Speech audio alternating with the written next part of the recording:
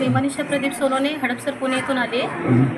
Actually आज जो राष्ट्रवादी काँग्रेस आदरणीय शरदचंद्रजी पवार यांचा जो यांच्यामध्ये पक्षामध्ये जो पक्षप्रवेश झालेला आहे, हा पक्षप्रवेश हा नियोजित होता. आम्ही अनुराधा सोनपसारे आणि मिलिंद भाऊ सोनपसारे यांच्याशी माझी एकदम योगायोगाने ओळख झाली माझी. ॲक्च्युली ती कामगार कल्याण योजनेचं फॉर्म भरता आमची ओळख झाली.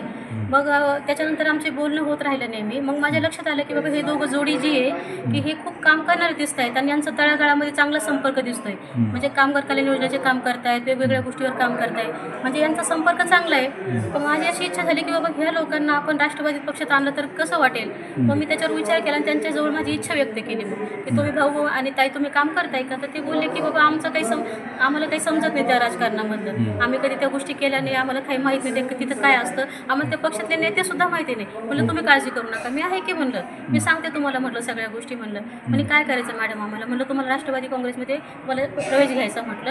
आणि बाकीच्या म्हणे मग कसं करायचं. 15 ऑगस्टला मग आपण त्यांना एक इव्हेंट दिला, मी त्यांना वेडग्रस्त अनाथाश्रममध्ये पाठवलं त्यांना. मी तिथं त्यांचा कार्यक्रम घेतला, तिथं मुलांना आपण साहित्य वाटप केलं, खाऊ वाटप केलं. त्याच्यानंतर रोडजवळचे जे रोडलगत जे झोपडपट्टे असतात तिथे जाऊन त्यांना आपण मुलांना ध्वजारोहण केलं. आपण तिथं जाऊन शालेय साहित्याचे वाटप केलं, खाऊ वाटप केलं. असं त्यांच्याकडून वेगवेगळे कार्यक्रम मी त्यांच्याकडनं करून घेतले. आणि श्रावण महिन्यामध्ये आपण भाविकांना आपण त्यांना हे आपलं असतं ना ते उपवासाचं साहित्य वगैरे आपण ते वाटप केलं कृष्णेश्वर मंदिरात जाऊन त्यांना. अशा बऱ्याचशा गोष्टी वेगवेगळ्या गोष्टीवर आपण त्यांच्याकडून काम करून घेतलं. मग त्यांची उमेद वाढत गेली ह्या गोष्टी की ताई तुम्ही आहेत ना सोबत आमच्या, तर आम्ही हे काम करू म्हटले. तर ठीक आहे म्हणलं. मग त्यांची पण इच्छा वाढत गेली आणि आज आपण त्यांचा हा भव्य प्रवेश पक्ष केलेला आहे. आता मला माहिती नाही याच्यानंतर कोण पुढे जाणार कोण मागे राहणार, पण माझी अशी इच्छा आहे की बाबा सगळ्यांना सोबत घेऊन काम केलं पाहिजे आणि ज्याच्या त्याच्या श्रेय ज्याला त्याला दिलं पाहिजे. कारण राजकारणाची एक ही असते की बाबा काम करणारे मागे राहून जातात, याच्यामुळं पक्षाचं काम होत नाही पुढे. जे काम करणारे असतात ते मागे पडतात आणि जे पक्षाचे जवळचे टचमध्ये असतात ते पुढे निघून जातात. तसं व्हायला नको. कारण एक दिवस ह्यांच्याकडून कामं करून घ्या, त्यांना पुढे आणा. जे लोक काम करणारे त्यांना मागे टाकू नका, म्हणजे त्यांची पण इच्छा वाढत राहील आणि पक्षाचं काम जोरदार होईल संभाजीनगरमध्ये. धन्यवाद. तुमच्यावर पक्षानं पुणे जबाबदारी दिली तर त्या संदर्भात तुम्ही काय म्हणाल. काय म्हटले सर.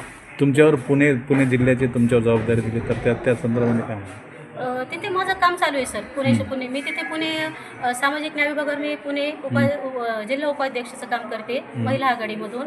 आणि सामाजिक न्याय विभागाचं काम करताना मी विचार नाही करत की माझ्यासोबत कोण आहे कोण नाही. मी आतापर्यंत प्रत्येक वानवडीमध्ये काम केलं आहे मी. त्याच्यानंतर वाडे बोलायला काम केले. त्याच्यानंतर मी एक IT क्षेत्रामध्ये 2-3 प्रॉब्लेम्स होते ते मी स्वतः वैयक्तिक जाऊन मी सॉल्व्ह केले. मी विचार नाही केला तिथे बाबा IT क्षेत्र खूप मोठे आहे पुण्यामधलं. तिथे 2-3 समस्या आल्या होत्या त्या मी स्वतः वैयक्तिक जाऊन सॉल्व्ह केल्या तिथल्या.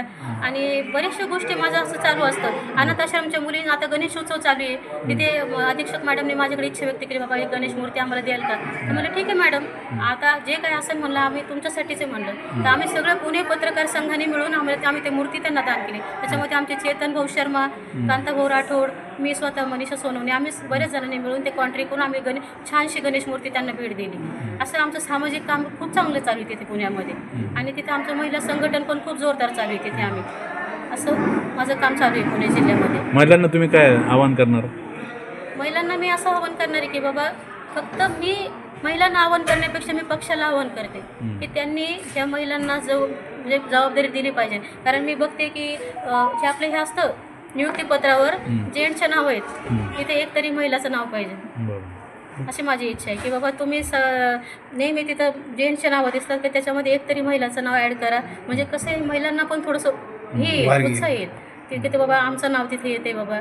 असं म्हणजे 50% आरक्षण म्हणताय ना तुम्ही, तर ते 50% आरक्षण तुम्ही त्या कागदपत्रावर पण द्या, अशी माझी इच्छा आहे.